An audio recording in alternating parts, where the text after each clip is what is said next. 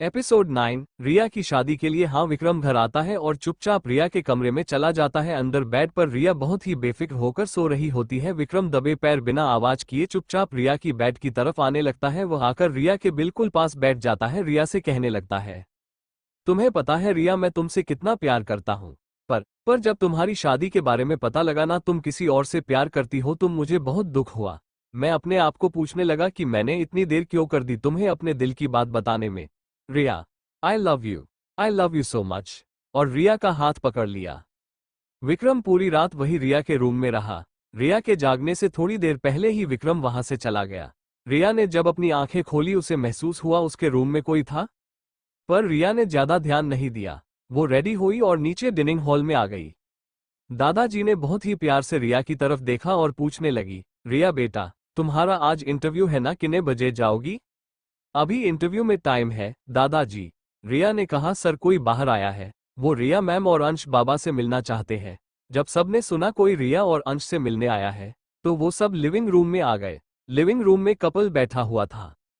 दादाजी उन लोगों की तरफ देखकर पूछने लगे, आप लोग कौन हैं और रिया अंश से मिलने क्यों आए हैं? जी हम लोग रिया के घर से हैं, उसे लेने आए हैं। दादाजी उन लोगों की बातों पर विश्वास न करते हुए कहने लगे, पर मैं रिया को आपके साथ क्यों जाने दूं? रिया ने जल्दी से कहा, दादाजी यह मासी माँ और मौसा जी है, अंश इनका ही बेटा है। दादाजी रिया की बात सुनकर हैरान हो गए। क्या?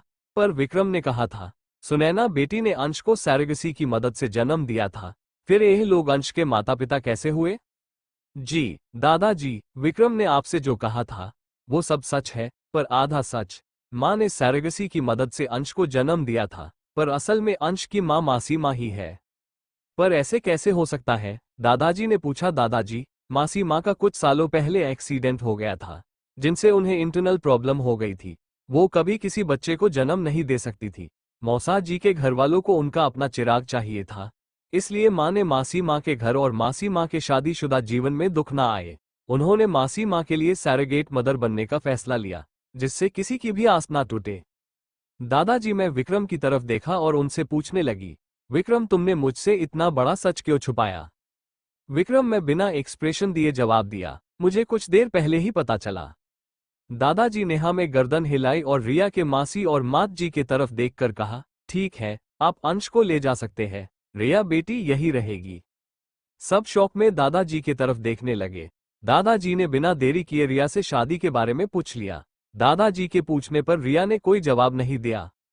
रिया की चुप रहना विक्रम को पता लग गया। वो चुपचाप अपने स्टडी रूम में चला गया।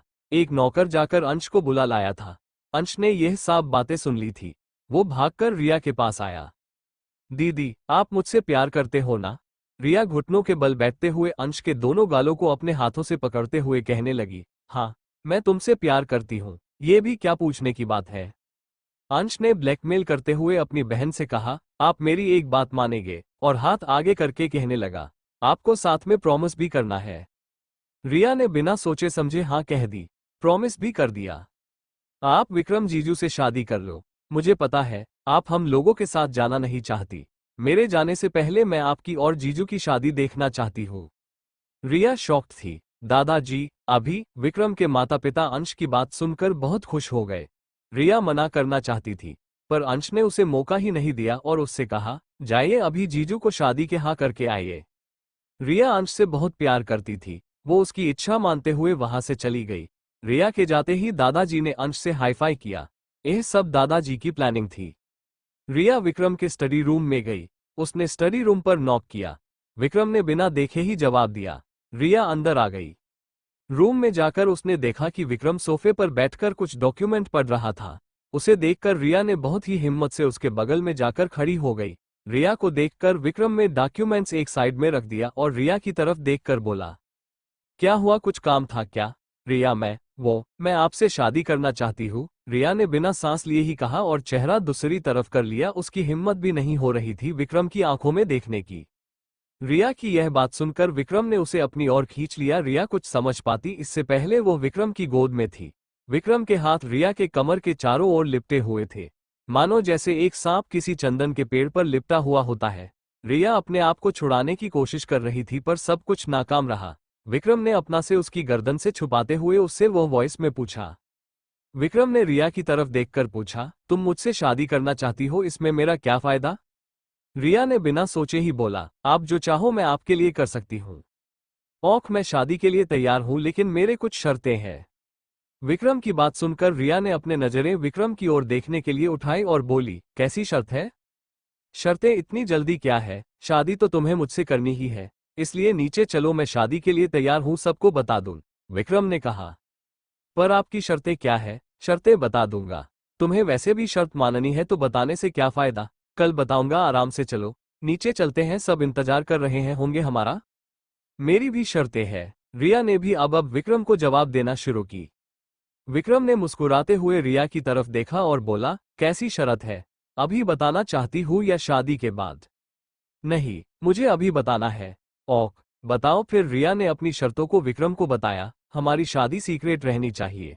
जब तक जरूरत ना हो तब तक आप हमारी शादी के बारे में रिवील नहीं करेंगे। और मैं शादी के बाद जॉब करना चाहती हूँ। रिया की शर्त सुनकर विक्रम सोचते हुए, ठीक है। उसके बाद रिया और विक्रम दोनों नीचे आ गए, दोनों ने शादी के लिए हाँ कर दी। इस पार्ट में इतना ही, नेक्स्ट पार्ट में मिलते हैं। Bye bye.